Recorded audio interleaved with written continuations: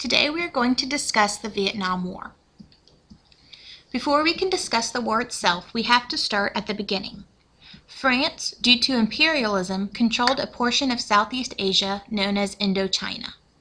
During World War II, Japan took over this area.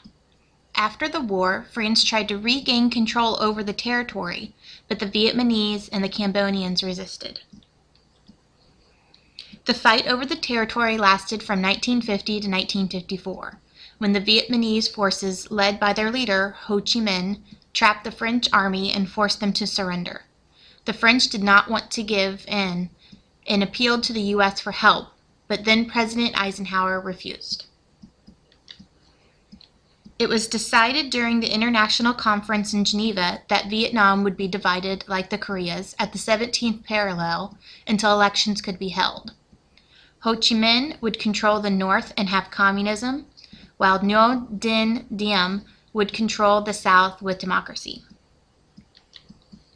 The general election to unite Vietnam never happened, though. The government under Diem was not good. There was little freedom, financial aid from the U.S. was misspent, and many were generally displeased with the government.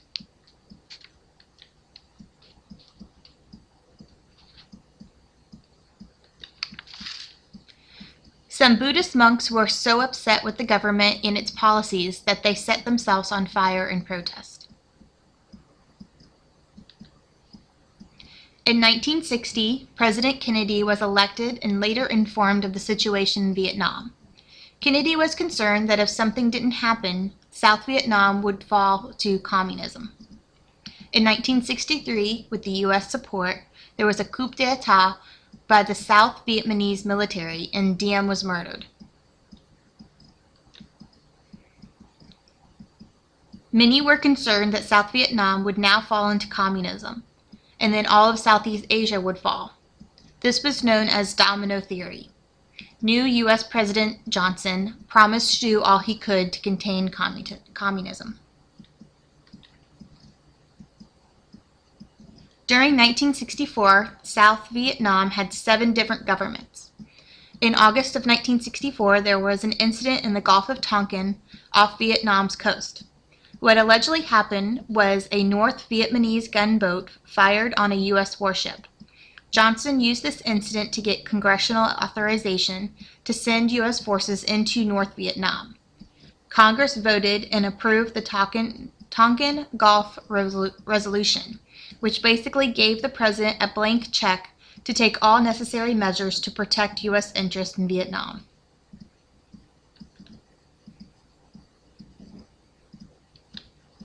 Many wondered what was the real purpose behind this conflict. There were no territorial gains created. Many U.S. servicemen were dying, and it was being televised every night on the evening news.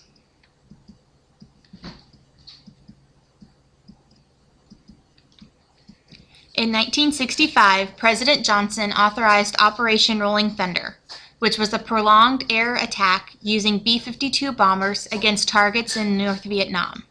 This would be the start of many years of ongoing bombing. One tactic that was used was to carpet bomb an area using napalm.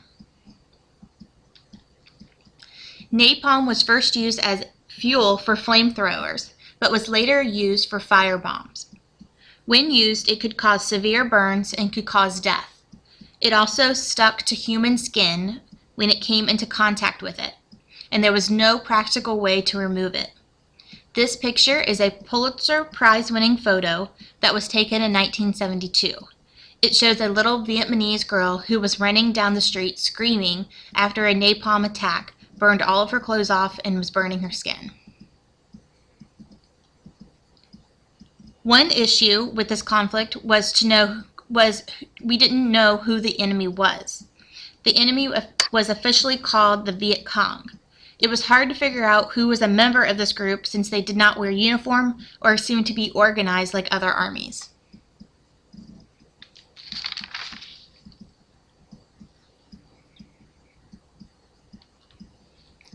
The U.S. general in charge from 1965 to 1968 was General Westmoreland.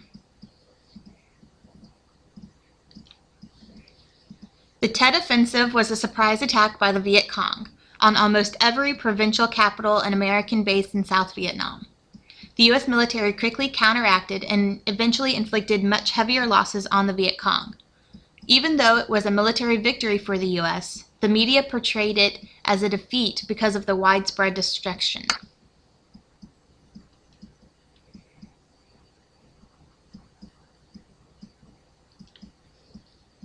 The Tet Offense also brought President Johnson down. On March 31, 1968, President Johnson went on TV and told the American people he would start to limit the bombing of North Vietnam and negotiate peace. He also announced that he would not run for re-election. Many Americans were very frustrated, though. They thought that the military had a disproportionate representation of poor people and minorities. There were severe racial issues occurring, and drugs were becoming a problem among the servicemen. Many Americans were starting to wonder if we were the real enemy. On March 16, 1968, some argue that we did become the enemy.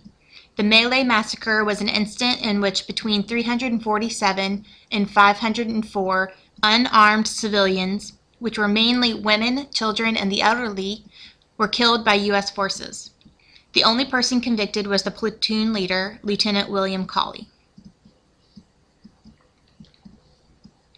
There were many anti-war demonstrations held in America in protest to this in the Vietnam War.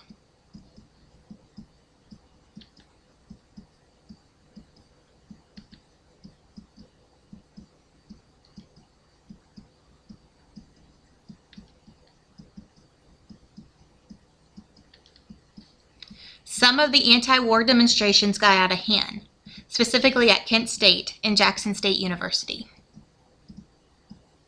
In 1968, Richard Nixon ran for president on a promise to end the Vietnam War. He won the election and began the process called Vietnamization. This would consist of a gradual withdrawal of U.S. troops. What Nixon did not tell the American public was the troops who were being removed were going to Cambodia in order to stop communism from spreading there. He also did not explain the use of a chemical known as Agent Orange. This was the code name for a herbicide that was sprayed all over Vietnam. They were trying to kill the force in Vietnam so they could better see the enemy. They did not really understand the health effects this would have, as it is known now to cause many different types of cancers, birth defects, and other health issues. In 1971, many Americans were shocked when former defense analyst Daniel Ellsberg leaked official government documents regarding the war effort under Johnson's presidency. These documents, otherwise known as the Pentagon Papers, exposed how Congress was misled on why the U.S. was in Vietnam.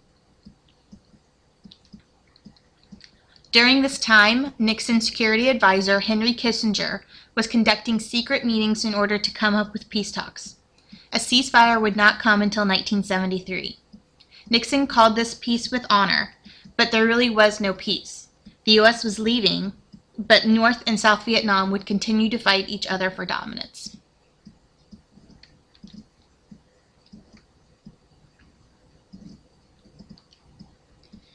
There were few conditions for the ceasefire.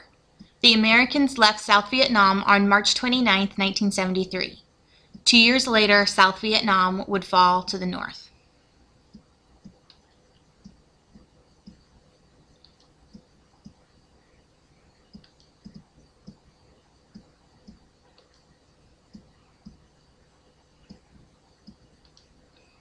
The Vietnam War had many costs.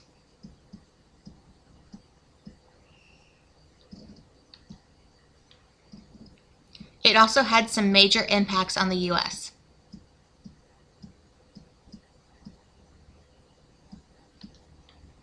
In 1973, 591 American POWs, or prisoners of war, were returned to the U.S. The most famous POW was John McCain.